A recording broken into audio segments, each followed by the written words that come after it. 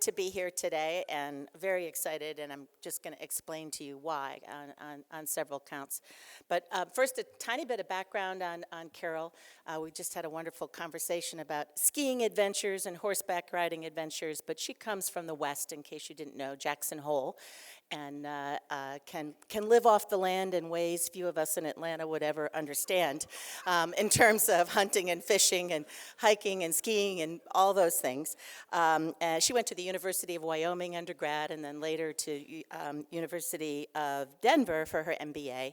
And we are very much in debt to Riverwood International, now a part of Graphic Packaging, who lured her to Atlanta out of the Great West and where she has sunk her roots.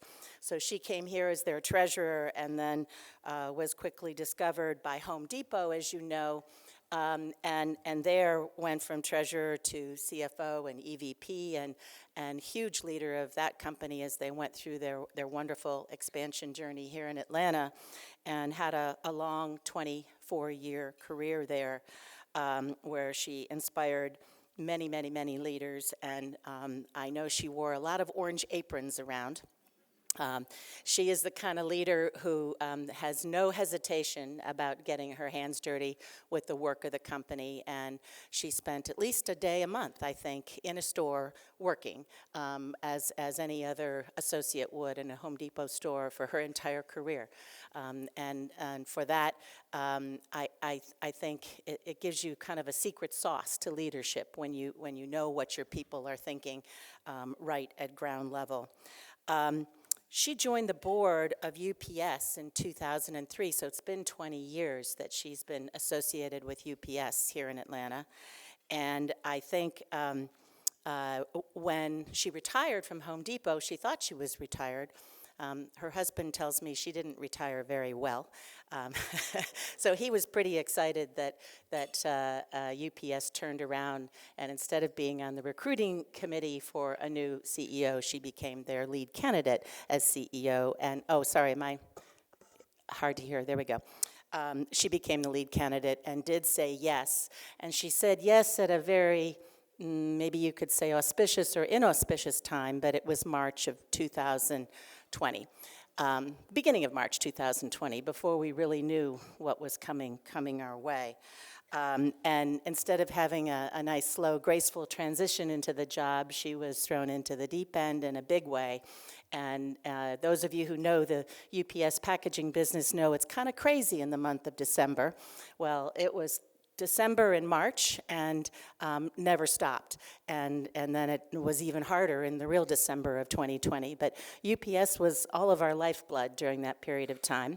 And now we look at a company that, this statistic just sticks with me, but they carry 2% of the United States GDP every day. Sorry, 6% of the United States GDP every day. And 2% of the world's, 2% of the world's GDP every day. If you can imagine the pressure of running a company that has that much in its planes, in its trucks, in its hands, walking down the street, it's an amazing entity. And when she took over, she was anxious to grow value in the company because it had been kind of stagnant for a year. And I'd say you can probably check that off because looking at the statistics, I'd say they've doubled in value since Carol took over. You had a good tailwind in the marketplace, but also a fabulous leader. She also wanted to help inspire the people, the 500,000 people that work for UPS, to have a shared purpose. And I know when she began, one of the first things she did was relook at the values of the company. And I hope when we get to hear more from her, we hear about that journey, because I think it's so important. And she stayed focused on the people of UPS, and one of the metrics she holds her company to is that the employees recommend to their friends and family to come to work for UPS, and that statistic has been steadily climbing, the percentage of employees at UPS who will recommend their company to others to come. I know that she worked really hard on priorities at the company, and there's been some divestments and some investments and things that stopped and started, and that's pretty hard to do in your first couple years. in a company because everybody owns their projects and you don't really know everything. But you have to force people to do that prioritization, and I know that's been super helpful to the company. We can think, when we ask her some questions, I think it would be fun to hear about the journey they went through to deliver 1 billion vaccines during the pandemic, all of which had to be refrigerated, as we remember, at super low temperatures and get from the factory straight to the local CVS or some other country in the world, and UPS did that for us as well. They've also made a commitment to become carbon neutral by 2050. There's a lot of change in that. If you imagine, first of all, the vehicles, but more importantly, the aircraft we were just discussing, the journey to get aircraft carbon neutral, UPS is and will continue to be a big player to solve that very thorny problem. So lots to talk about in the UPS business world with Carol, and I envy Hala that job. She's going to come up here in just a moment. I just want to remind you how lucky Atlanta is to have Carol.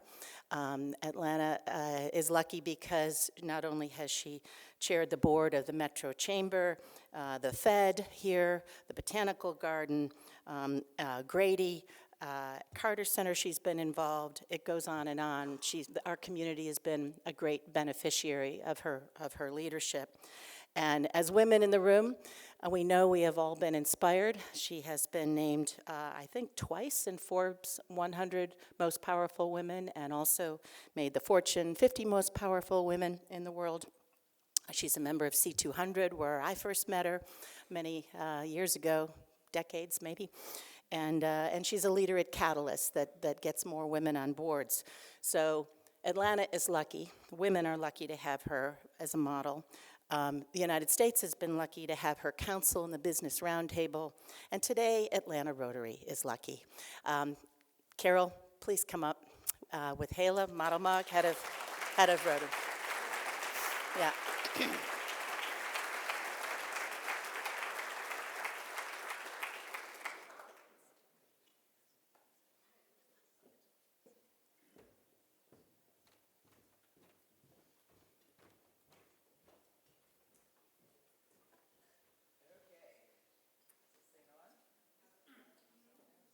Now? Okay, good. Well, since I'm consider myself lucky enough to be friends with both of these women, I just got to say to Martha, you really kind of put all my questions out there. Okay. so Carol, you want to just start talking? That's right. No, seriously, that was a great introduction, and I think it was thank you. Exactly, well deserved. But I do have seriously lots of questions that correspond to what Martha just said. And the first one is, and I remember this very distinctly, you did not retire. You used the word rewire. So I'm going to ask you, tell us about that jump. I mean, I don't think it was too high of a jump because I think you had it in you. But when you went from your rewiring time that was only a few months to jumping into the business of UPS, because we all know you could write a book about business in Atlanta. But tell us about making that jump to the world's largest, one of the world's largest companies. Well, Hala, thanks very much. And Martha, thank you for that introduction. And it's so great to see so many of my friends here at Rotary. So thank you for inviting me to join you today. It was 3 years ago that I made that jump. And, you know, I can remember distinctly when I was introduced as the incoming CEO to the group of UPSers at our headquarters here in Sandy Springs. And I was talking about the fact that we were going to have some fun and we were going to kick some ass. And then a week later, we shut down the world. And I'm like, oh my gosh, it was wild. It was wild. Because while people were sheltering in place, we knew that we were essential, that we had to continue to deliver essential goods to human beings around the planet, and yet we weren't ready for that. We didn't have the necessary materials like gloves and masks and all the PPE that was necessary to keep our people safe and our customers safe. So we had to make a mad scramble. Literally, people were running down the halls as we were trying to make this work. We had to change our operating plans. The way that we worked had to change. We had to get special dispensation from various government authorities around the world so that we could continue to fly planes. And then we had to think through COVID testing protocol, particularly for our pilots. And imagine this, if a pilot tested positive for COVID in China, he or she was thrown into a COVID prison. It was a horrible thing. So we had to do everything in our power to keep our people safe. Then, because of the unprecedented demand that came into our network, we found that in the second quarter of 2020, we had to hire 40,000 people in the quarter just to keep commerce flowing. So it was a wild time. But maybe I'm lucky that I grew up in the West, the Wild West, because I'm like, just fasten your seatbelt, because it's going to be rock and roll. But it wasn't just COVID, was it? We were faced with social unrest and political unrest. It was an interesting time for all of us around the world. And so what we try to do as a company, Hala, is focus on our values. You know, UPS, this is our 116th year, founded by entrepreneurs in 1907. And these were a couple of teenagers who borrowed $100 to start this business, but always with the right values. Values of integrity and trust and doing the right thing for our people. So by staying true to our values, I think we've been able to manage through it pretty well. Well, okay, does anybody doubt what's happened here? Seriously, I know. It's funny. I mean, all the women in the room and the men too, for that matter. Carol's just been one of our big heroes. But part of what you said really goes very well into the next question, because this has been, for me, the most fascinating part to watch at UPS. I mean, obviously the numbers have been phenomenal, and we can all read that, in the Wall Street Journal or wherever. But the cultural evolution that you've led there, and when you mention your values, and it just even the small, seemingly small thing of facial hair. Can you talk about that? Seriously, I mean, to me, it's been phenomenal. Right. You know, it's such an amazing company we employ over 500,000 people around the world. But when I got there, to Martha's point, I looked at our likelihood to recommend. How likely are UPSers to recommend UPS as a place to work? And I said, do we measure that? And I was told, we do. And I said, well, what is it? What is our likelihood to recommend? And I was told it's 51%. And I'm like, 51%? That means that 49% of UPSers would not recommend us as a place to work? Hair on fire. What are we doing about this? And they said, well, here's a 160-page booklet written by an industrial PhD on our staff that can tell you. And so I took it home and I opened it up, and the way I like to read things is I read it in the middle, and if it's interesting, then I'll go to the beginning of the book. So I'm reading it out loud at the kitchen table, and my husband Ramon is like, what are you reading? So I'm like, okay, we have opportunities. So we started to list those opportunities, those things that we could do quickly that wouldn't cost us any money. And one of those things was to let go the edge of the pool as it related to appearance. We were not a believer of bringing your real, genuine, authentic self to work. Rather, we were a believer of being very regimented with our appearance, which meant if you were African American, you could not have natural hair. You could not have a braid, a twist, a fro. You could not have natural hair. If you were a man, you could not have any facial hair. And our tattoo policy was more restrictive than that of the US Army. So we're like, do our customers care? Do our customers care if you bring your real, authentic, genuine self to work? And what we heard was customers would actually like that. So we made that change. We made that change. Isn't that cool, right? A very simple change to say, this matters. Authenticity matters. And then we started just going down a list of other things that mattered that we needed to change too. You know, we're no different than many legacy companies that have been around for 100 years. We ran the company by committee. And we had a number of committees that met once a month. So if you needed to get something approved, you had to wait till the committee meeting happened.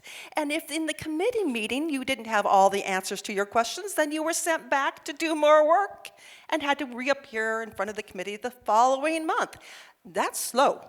That is really slow. And the rate of change in the world is accelerating, right? Our customers are changing, our competitors are changing, and the rate of change is accelerating. So I'm like, we can't run this way anymore. And seriously, most of the approvals were at the CEO level, I'm like, oh, heavens no.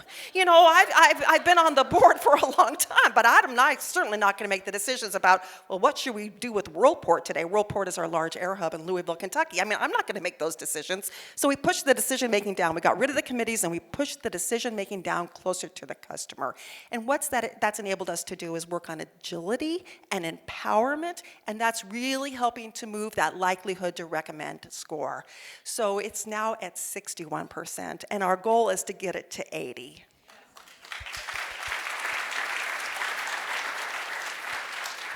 Is there a Harvard business case study on this yet? If not, obviously there should be, because the cultural change alone, I don't think we can underestimate what that's meant to people. While holding on to our values Yeah. and holding on to the I can get it done attitude, because UPS just get it done. Whatever comes our way, we get it done. We were talking with Martha about you're going to Turkey, right? You're going to go to the earthquake zone. We have a very small business in Turkey, but when that earthquake hit, our humanitarian team mobilized and immediately sent $1 million of care into Turkey. We get it done. You want to keep that part of the culture. Exactly. But the other part of the culture, we had to change. Yeah.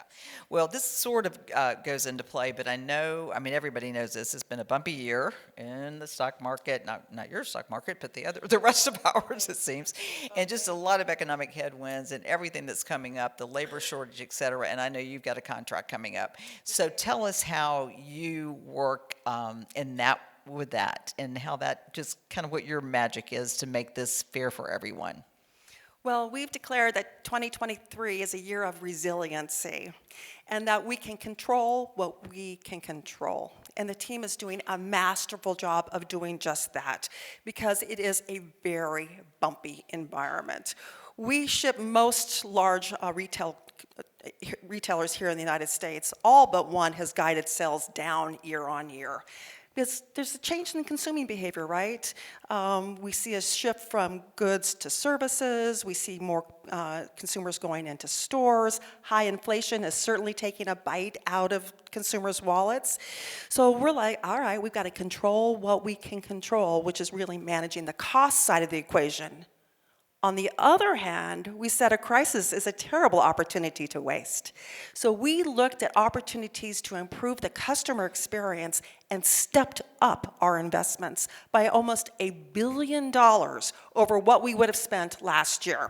And one of those investments, if I could share that with you, I think this is so cool. The number one question that I get from our customers, and I read all the emails that come from our customers or employees, the number one question is this: where is my package? And my answer is, I don't know. But I don't obviously say that, but I don't know, so I have to send it off to customer care, and it's maybe a 2 or 3 step resolution to get this fixed. So what are we doing about it? We are putting RFID tags on every single package that goes through our network. And we have scanning technology so that we will know where that package is along its route the entire way. This is so cool. Why? Because if you think about those package cars that come to your home or your businesses, 1 in every 400 packages is misloaded. It got onto the wrong car. So when it goes out for delivery, it can't be delivered because it's on the wrong car. So it comes back to a sorting facility, goes through the whole process again, and then gets on the right car. Where we have put these tags in, our misloads, that 1 in 400, has improved to 1 in 1,000. That's Six Sigma perfection. Yes, yes. Yeah, so that's a big investment for us that we're making this year. I'm calling my husband, okay, because this is news. This is news, and he's the one. Virginia said when you said you have 6% of the U.S., she has 1% on her front porch. So Thank you, Virginia, for and that. I think everybody Thank in this you. room can. So knowing it's going to get Thank delivered you, is thank you, phenomenal. thank you. Yeah, All right, well, thank I'm you. going to switch gears again a little bit and have really only one more question that I want to ask, because I know the audience wants to hear from you. So I've heard you articulate this more than once, and it's frankly very moving. But can you tell this group what your purpose is in life? Because I think you've said you've figured it out. And I think that's really wonderful because there's so much power in it, and the UPS purpose. Well, when I started at UPS, I posed the question, what is our purpose? We knew what we did. 6% of the US GDP, 2% of the world's GDP. We knew what we did. But the question I posed is why? And I thought it was really important for us, culturally, as well as just from a kind of position setting, to declare that why. So put together a cross-functional team who did a really remarkable job of interviewing existing UPSers, former UPSers, I see some right there, former UPSers, our customers, our retirees, our communities, and they iterated and iterated and iterated and landed on our purpose as a company, which is moving our world forward by delivering what matters. And I love that purpose because you can unpack it in so many ways. It's not just about moving goods, it's about doing good too. So I love that. So then, Hayla, I'm like, okay, I gotta think about my purpose.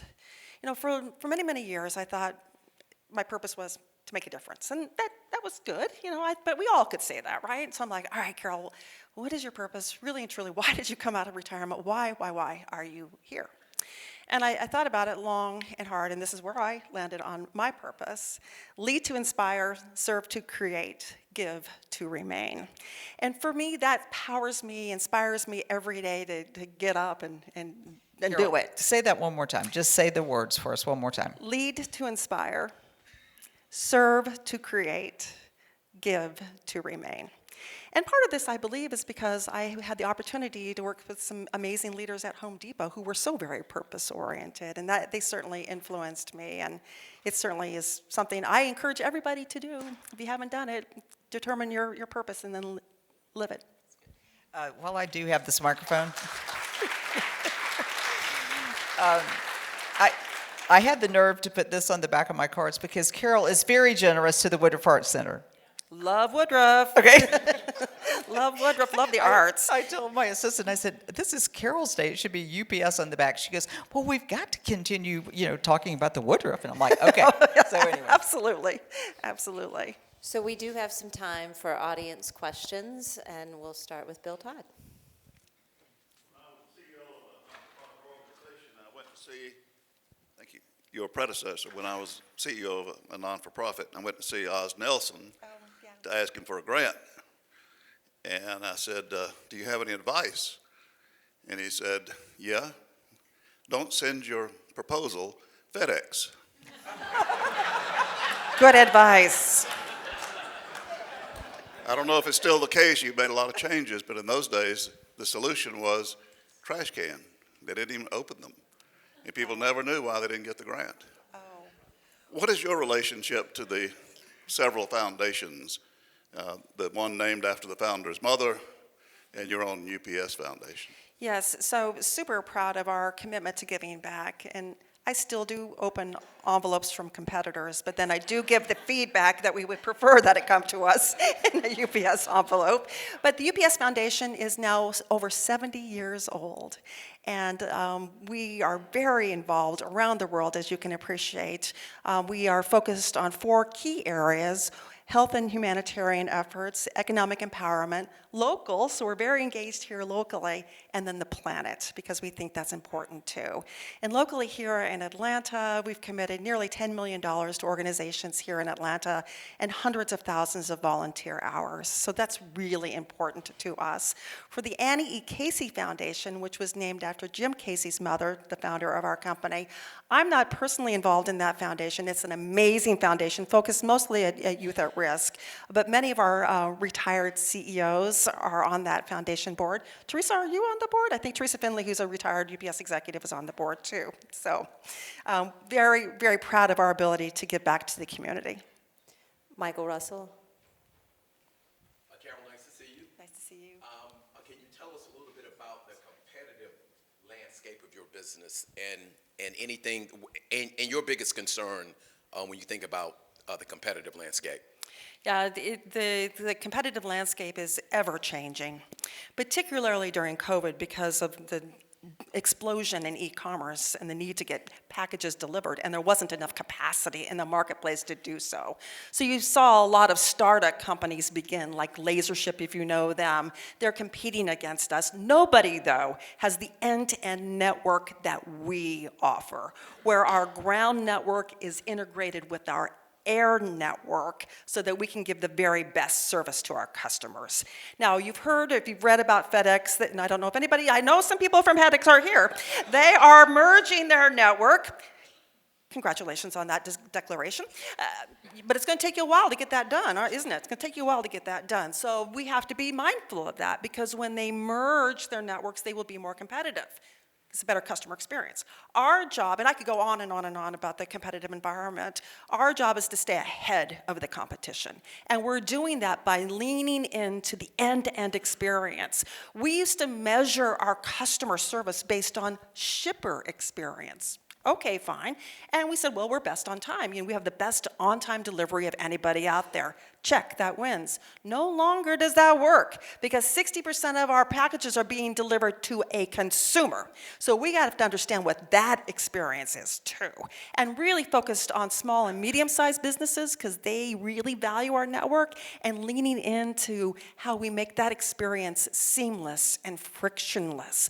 Let me just make it real for you.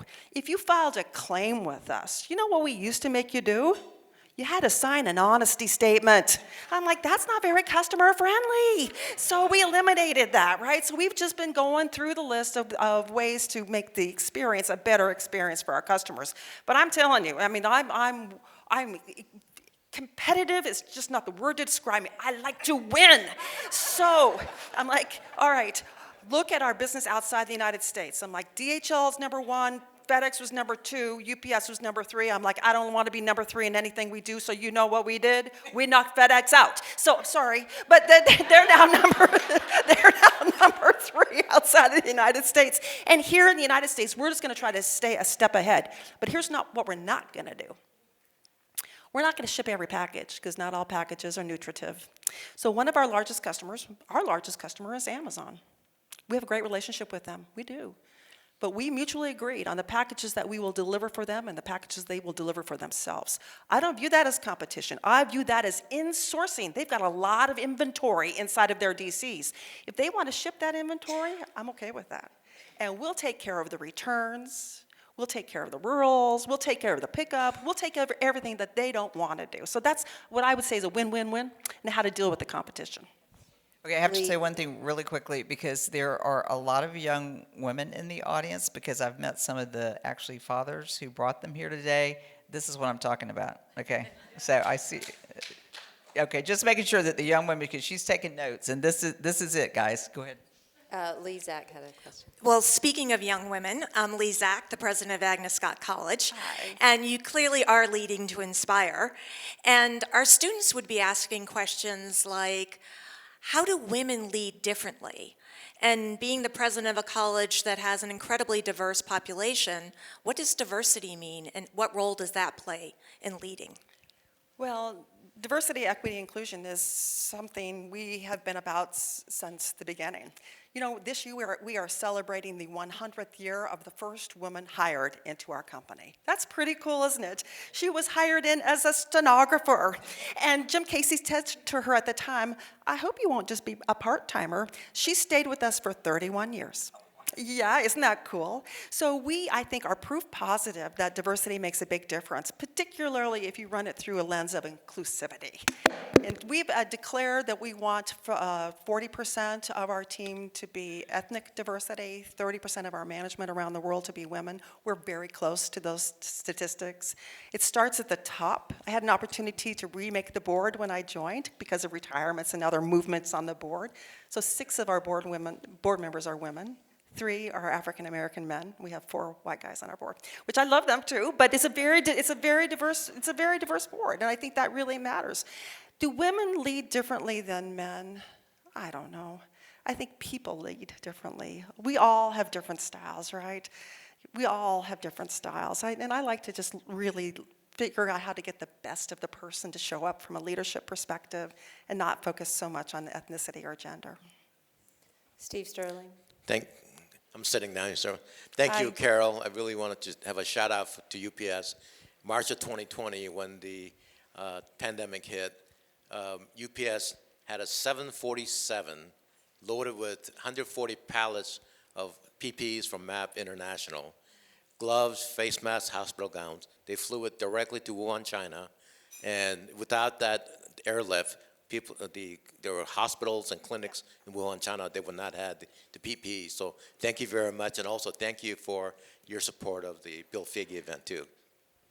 Well, thank you for that. Thank you.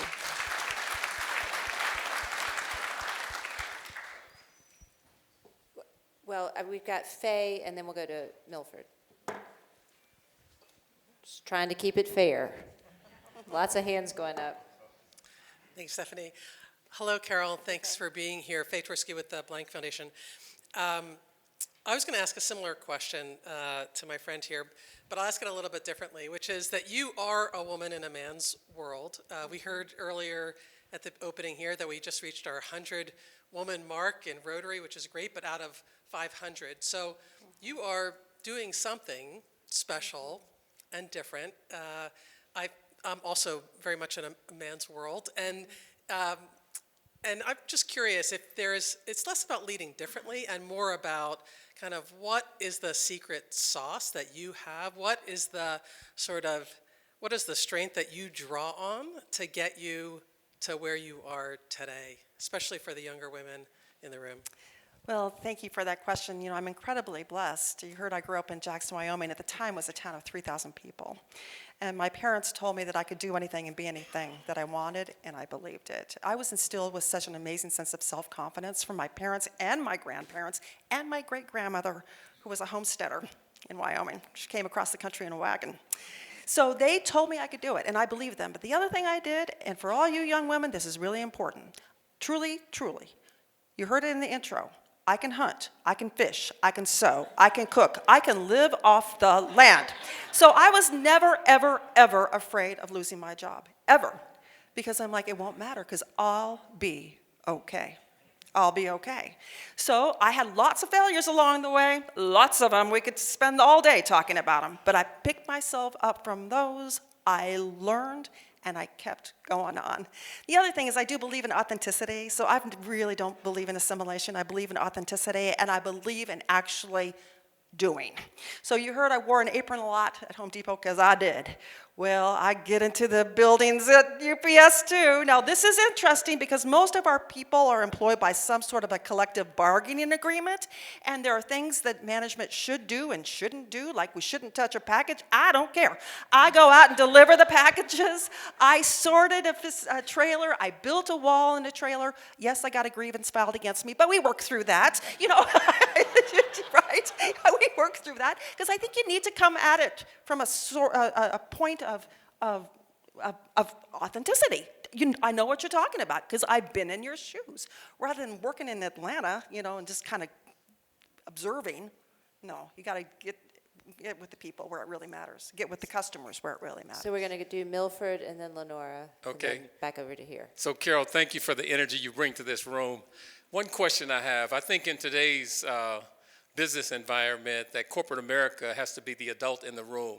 And I'd like you to share with the audience your perspectives around CEO activism in terms of when do we speak out on issues and when do we not speak out on issues, because a lot of companies have gotten in trouble because the CEO is taking a stand on behalf of their stakeholders, customers, employees, and others. And so it's a delicate balance to walk. And I would say, honestly, I think both sides of the aisle are putting pressure on corporate America in that regard as well.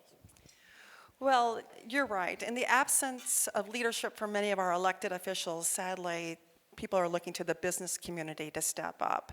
And what I've learned is that you're not a CEO of a company, you're a CEO of a community.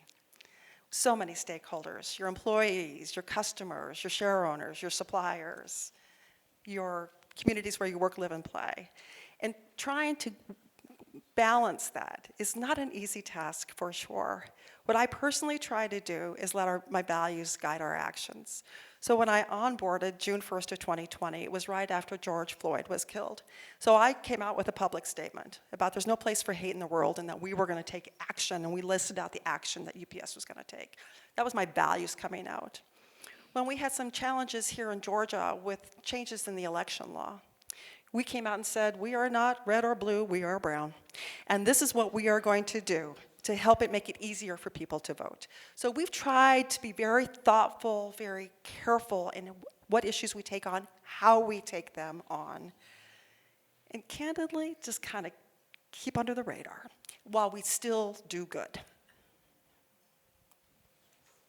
Thank you. Leona Barr Davenport, I'm president of the Atlanta Business League. Right. And I really wanted to just thank you, Carol. As a part of Black Lives Matter, we partnered with one of your law divisions at UPS to create a Black Business Legal Aid Day. Yeah. That was extremely successful, and we're going to be doing that again this year, but I want to thank you for that. And also just point out another piece, but I want to thank you and share with everyone to validate something you said.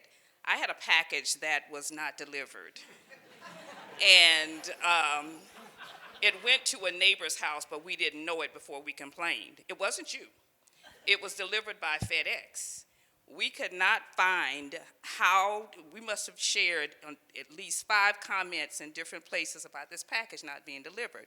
To date, we have not heard from FedEx. Ooh. So what happened, and what has happened, is that they have redirected the package or sending it back out via UPS. Oh, well, thank you.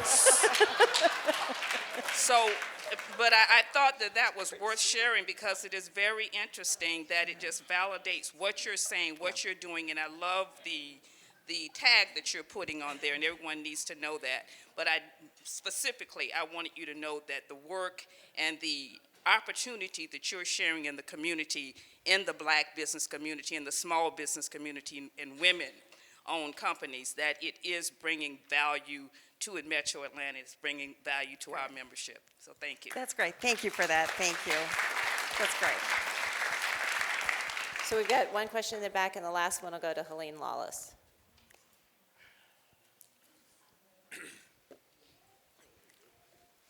Wonderful message. Following up on that question, will the individual coding of these packages help us catch porch pirates? So this is a real issue, isn't it? Yeah. There's so much power in the data that we're capturing that through the use of, seriously, ChatGPT or something like that, we will be able to have better intelligence to go after the porch pirates. And if we are in neighborhoods, and we're already starting this, which is way cool, if we're in neighborhoods where we're starting to see an increased rate of that theft, we can help redirect, but let you know where the package is going to a safer place, because it's a real issue. It is, yeah. Carol, thank you for being here. Hi. I'm going to stay on the theme that Lee started on. So here we are, a record-breaking year, number of women who are leading Fortune 500 organizations, and too low a number to be excited about. With the pandemic, so many women choosing remote and flex work. When you put all of that together, where do you see the trajectory of women in senior leadership in organizations outside of UPS as we look largely? So we did some work in this regard for our folks out in the field, folks in our package centers and our hubs and in our airlines, because I'm like, what's happening? The turnover in women is too high, and these are great jobs. Do you know if you're a package driver for us, package car driver for us, you make $95,000 a year plus $50,000 of benefit, and you pay nothing for health insurance? And you have a pension? These are great jobs, right? These are great jobs. These are great middle-class jobs that allow you to have a house for your family.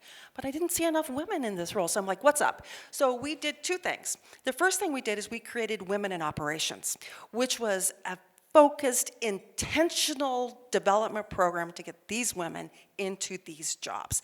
And I'm so proud of the progress that we made. We just kicked it off last year, and we've had over 100 women graduate, so it's really awesome. So because that's the feeder for people that could actually be me one day, right? So we're really intentional about getting women into these roles. The other thing is, and this is an issue facing all of us, it's childcare. And it's childcare that you trust. You can find it, but do you trust it? So I'm like, all right, let's see what we can do. So we put childcare into 2 of our facilities, and the turnover has dropped considerably. Isn't that cool? So we're going to continue slowly but surely putting childcare out throughout the network, because I think it's going to make a big difference. I do. So I believe I mentioned earlier that you have some pledge forms at your table. I did not know Carol was going to mention this, but this is part of what Rotary will be addressing. is this very issue that Carol, and Shan's back there giving a thumbs up to all of that. It's great. So, but before we let you go, I would be remiss in saying that we would love to have 101 women in the Rotary Club of Atlanta. If you would like to boost our numbers, we are always here on Mondays, Carol. We always deliver as well. So please join Thanks, me Stephanie. in thanking Carol Tome for being here with us.